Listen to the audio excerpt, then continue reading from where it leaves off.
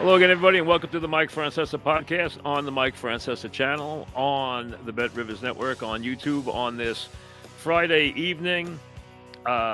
Second, third rounds of the draft. The third round is in progress now. Nothing earth-shattering from the Giants and Jets. We'll get to that. The Sanders watch continues, and it has gotten kind of, I'm sure, very tough around the Sanders camp. This is taken on a life of its own because of the idea of certain tweets from coaches and people reacting to that. And, if his name wasn't Sanders, there wouldn't be an issue. There's issues because it's Deion Sanders' son, and he got a tremendous amount of publicity, and he was, ballyhooed for a long time. I mean, if you have the draft in October, when all the guys are healthy who come off great years the year before, like a Will Johnson, he was considered like a top 10 pick. He got hurt. It happens. He winds up going, late second round. Guys get hurt. Sanders did not thrill them with the numbers, arm strength, speed, athleticism. But the one thing you would say about him, to be fair, is he's an efficient quarterback. He brought his team from behind a lot. He took a beating. He delivered the ball without a great running game, without a great offensive line. He knows how to play the position. Does he have the tools to play in the NFL? Maybe not. Maybe not. Maybe yes. We'll find out. There are guys, if someone made this point tonight, if Manning's name wasn't Manning, if Peyton Manning's name wasn't Manning, he wouldn't have been treated the same way. But you got to remember, he was very productive in college, despite the fact he didn't have a great arm. Okay? Drew Brees, Joe Montana. All right? But some guys have special qualities at the quarterback position. We'll see if Sanders does eventually when he gets drafted, whenever that is. There aren't a lot of teams that need a quarterback right now, so I don't know how far he's going down. I mean, he might not get drafted in the third round. Sounds like the Steelers, we'll see what they do. There's not a lot of teams that need quarterbacks. Somebody's going to pick him up sooner or later. I mean, but he's still on the board, which has become obviously in itself a big story. The other one was whether or not Milroe would go. He hasn't. And then Shook. And I made a point about talking about Shook with the Giants. The Giants came out of the Shook workout exceedingly impressed. Now, from what I can piece together, Dable was the one who really wanted Dart. Is he right about Dart? Dart's younger. He hasn't been banged up like Shook has. Shook has got all the tools. Has he had injuries? Yes. Is he going to be 26 on opening day or in middle September? Yes. Are those factors? Hey, the Giants sided with the quarterback. Was there support for Shook? There was. It was between the two of them. The coach wanted Dart. He's the one who's going to coach him. He's putting his career on the line with him. How much he plays? Remember, they're trying to save their jobs. They have two chances. They get two bites at the apple to save their job. The first one will be with a clearly improved defense. They went out and got a great player at 3. They went out and got another run stopper later, in the third round. They're going to be a force on the defensive line. Inside and out. They're going to have big-time pass rushes. They're going to have inside play. Okay? They're going to have a guy now that can keep them honest if Lawrence is off the field because he can't play every down. They're going to be better, especially on that defensive line. Now,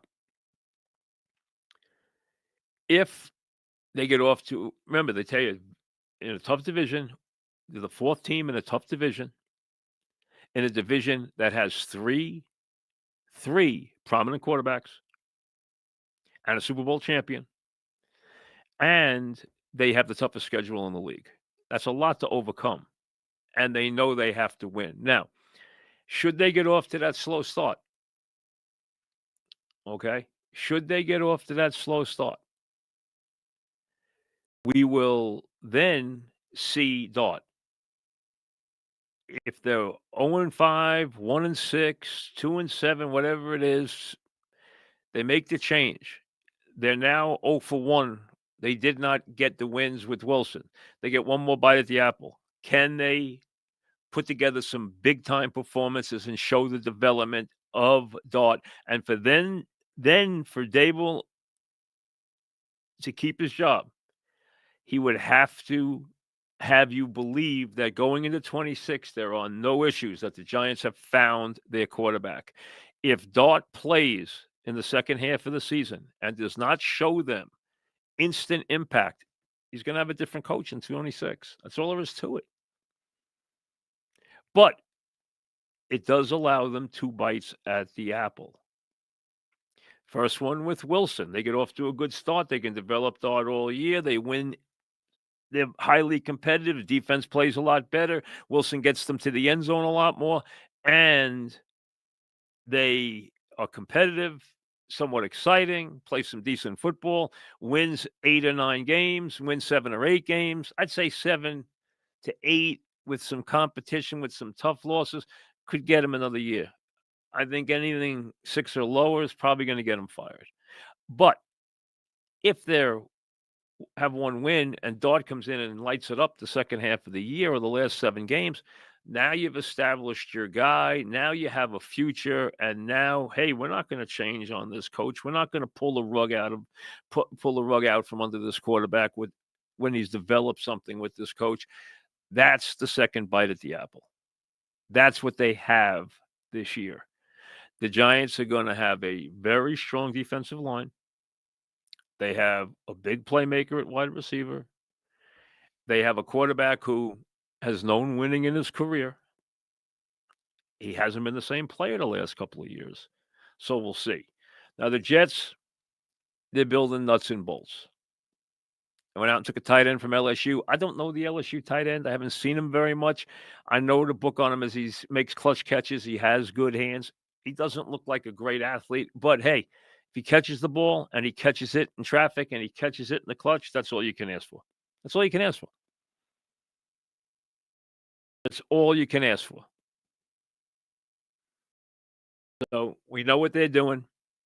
There's been a lot of talk about Hall being traded. They're not going to get equal value for Hall. Hall went into last year considered one of the budding superstars at running back. He came out of it with people wondering about his career. Is it fair to him? Can he still have a good career? Yes. Can he show the promise he showed before if he gets behind the right offensive line? Yes. The Bears, you've heard about this rumored trade with Cole Kmet, who I like. Remember, they went out and got Loveland at tight end. They took him over Warren because they wanted, in their system, they wanted a wide receiver quasi tight end, and they think Loveland, who's very talented also, fills that bill more than Warren does. I would have picked Warren, but again, you know what? They're both very talented players. I wouldn't dispute that Loveland is a very talented player. I don't think he's as good as Warren, but I think he's a talented player. A little different type of quarterback, a little different type of tight end. Now, with that being the case, would I make that trade? It's not equal value. Kmet's not nearly as good as Hall is, but just don't want to pay Hall. They have Allen, they have Davis, they have some young running backs. They're going to have a quarterback who's going to carry the ball probably somewhere between a high of 10, a low of 6 on a normal week, maybe some weeks even 11 or 12. He's going to carry the ball a lot. Remember, Rodgers didn't carry the ball at all. He only scrambling when he has to scramble. So they're now going to have a quarterback who's going to carry the ball somewhere around 100 times for the season, maybe even more. Say averages 7. All right. If he averages 7, you're up around 115, 120 carries. So it's a different situation. With that being the case, they can trade Hall. Are they going to trade him for Cole Kmet? I don't think it's an equal trade, but again, I understand why they're on Loden Hall if they do. They don't want to pay him. Be that as it may. I think Hall could still have a really good career. I question him sometimes in short yardage, but he is a heck of an explosive player, and he's very good at catching the ball. So we know what the Jets are going to be, nuts and bolts. Build the offensive line, play nuts and bolts football, play, a field position, tough physical game, play smart, try not to make mistakes, blah, blah, blah. Okay. The Giants are going to clearly rely on a very, very prominent defensive line. 3 stars. Carter's going to be a star. Burns, when he's on the game, is a star. Lawrence is a star. Those are 3 major players.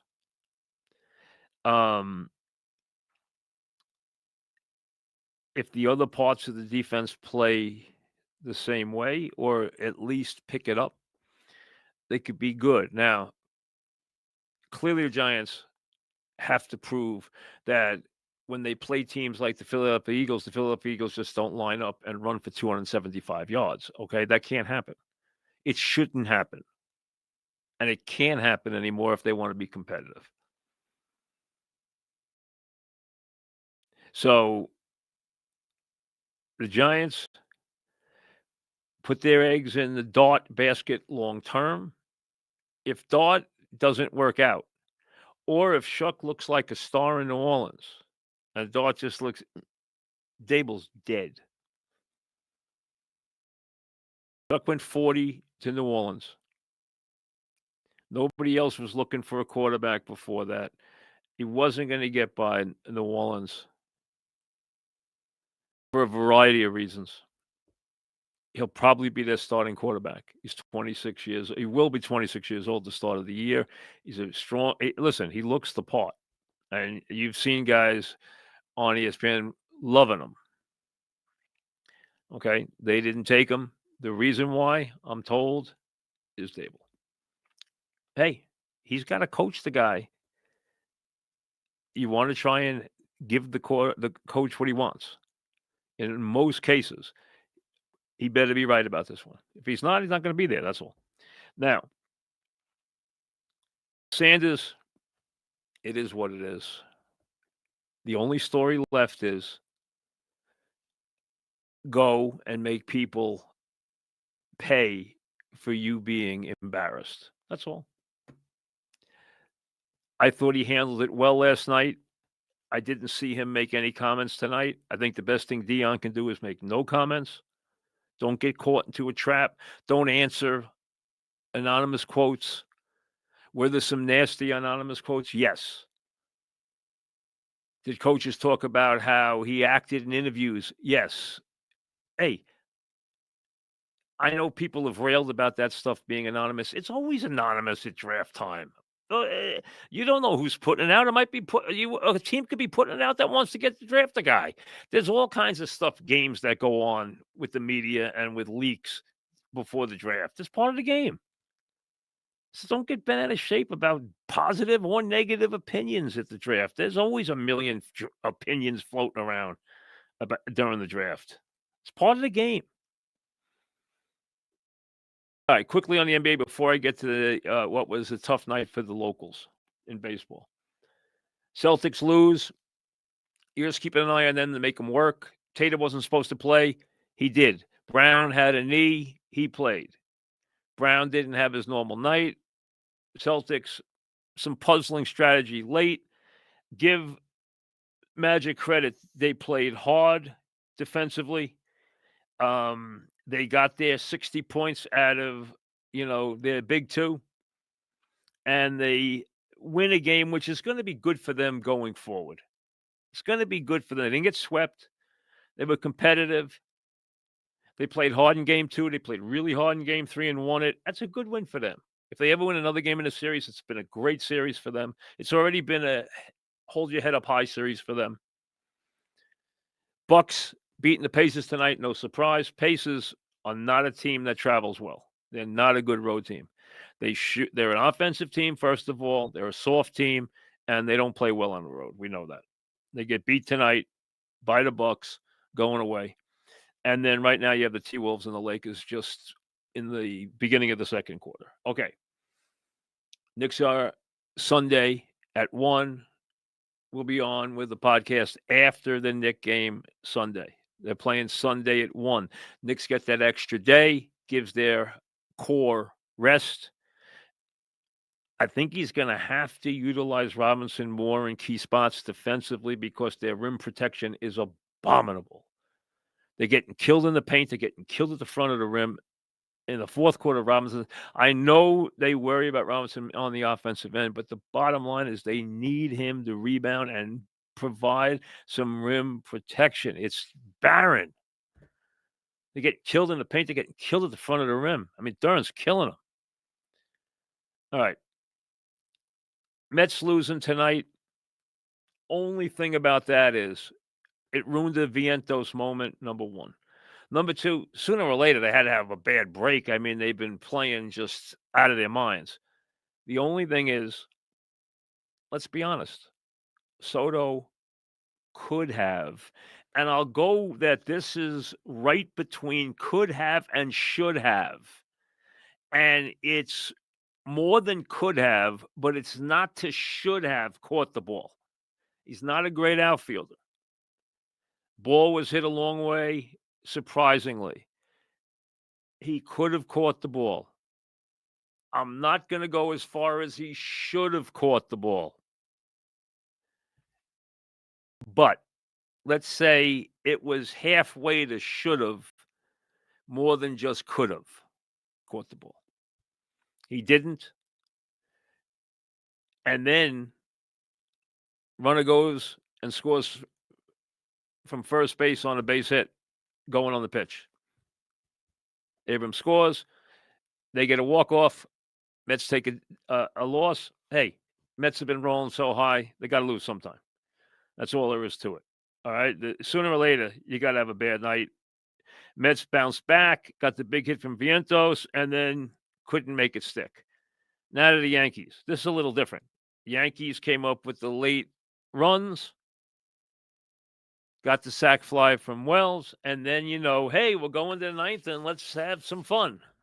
And that's what it's become. It has become just a hold on to your hat ninth inning every single time that the Yankee closer, who, remember, they changed a lot of tradition for, okay, which clearly annoyed more than, now, again, he was going to abide by the rules, but the Yankees felt this was a good time not to make him abide by the rules, and then it would help them with a lot of players who want to wear beards in this day and age. Now,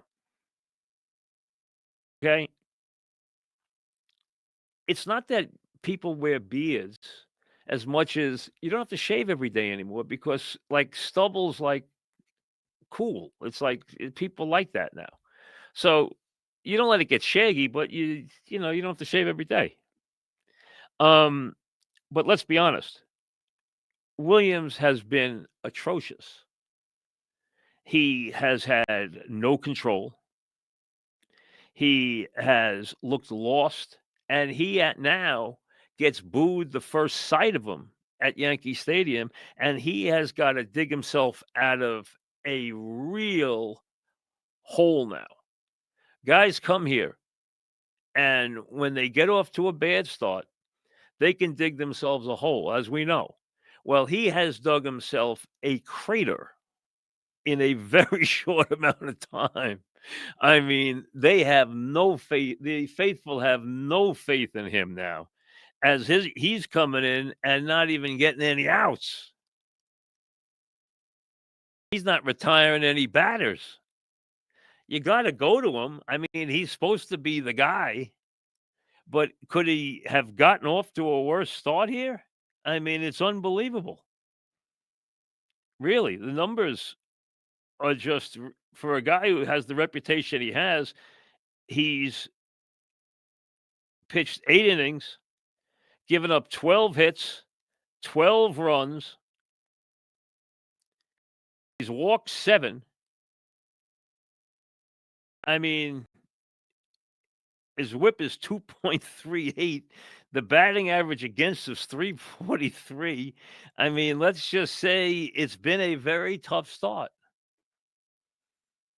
In every way, a very tough spot. And he has now dug himself a real early season. Yankees aren't in any trouble. Now, I'll tell you this. Yankee pitching should worry you. It really should. I mean, they're 15-11, which is fine. But it should worry you because a lot of the guys have gotten off very, very quickly offensively. Rice has been unbelievable. Grisham's been unbelievable. Goldschmidt's been unbelievable. Judge has been unbelievable. That's a lot of guys that have gotten off to really good starts. They've hit a lot of home runs. They've, knocked the ball out of the park. They've scored a bunch of runs, okay? Their run differential is impressive. It's not as impressive as it was, but it's still impressive. Their pitching is an issue. Fried's been everything you could ask him to be, and they've won every one of his starts. But I don't trust Rodon. I don't. And I don't really trust anybody behind that. And Heal's delayed. There's no Cole. And when you get into the later part of the season, when everybody's not going to be hitting, the Yankees are hitting right now.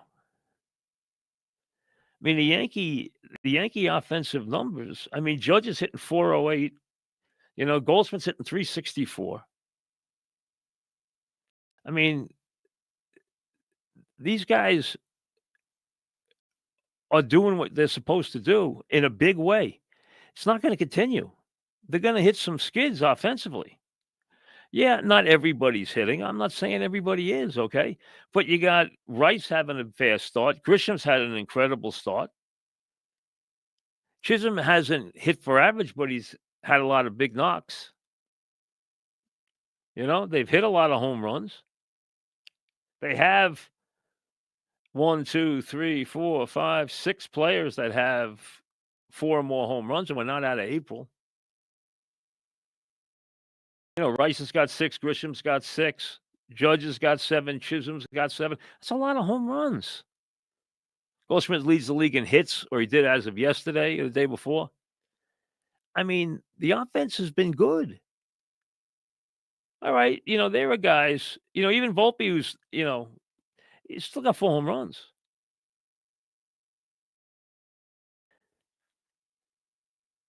The pitching worries me.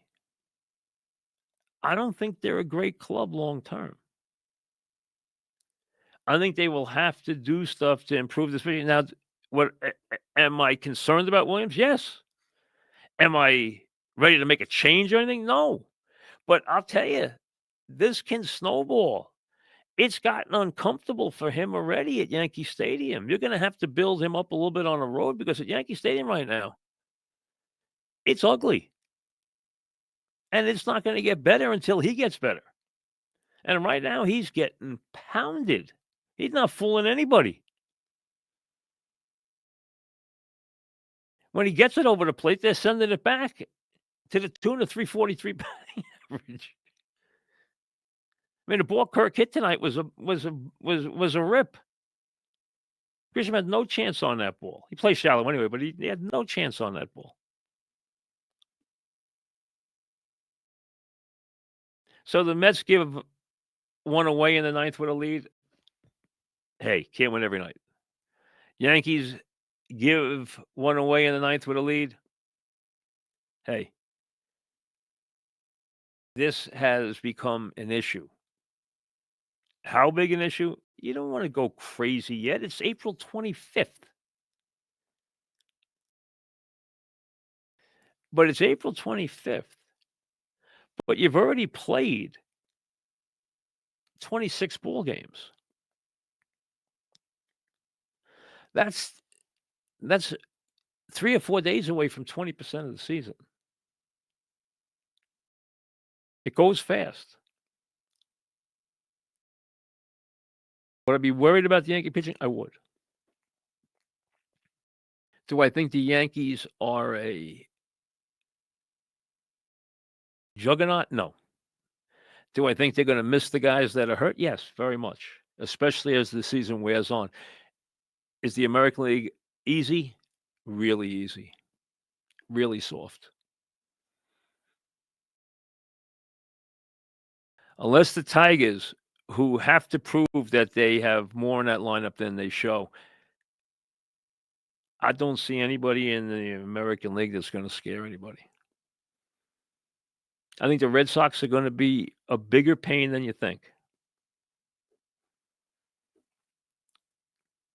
But the Williams thing is already taken on a life of its own. I don't think there's any question about it. You know, when you come here and you have a big rep and you get off like this, it builds.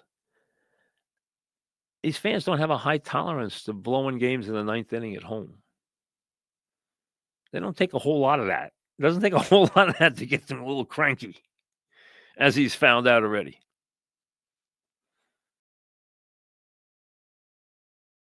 So the draft will conclude tomorrow. The die has already been cast as far as the Jets and the Giants. If you're the Jets, you're fine with what they've done. If you're the Giants, I know you're excited about what they did yesterday. Okay. And the quarterback, hey, we'll see. Carter, I don't think there's any questions. Now, did I hear somebody say something today about Carter wearing 56? That's not even something that should be even joked about. Okay, I'm not a numbers guy. I'm not big on retiring uniforms. I'm not very big on uniform stuff. But there are certain players you don't fool with. And the idea of somebody, I don't know who started it, with the idea, well, hey, you know, maybe he should wear 56. First of all, don't do that to him. Secondly, nobody ever wears 56. Come on. Be real. That's like wearing 3 or 4 or 5 or 7. Sacrilegious. We'll see you later.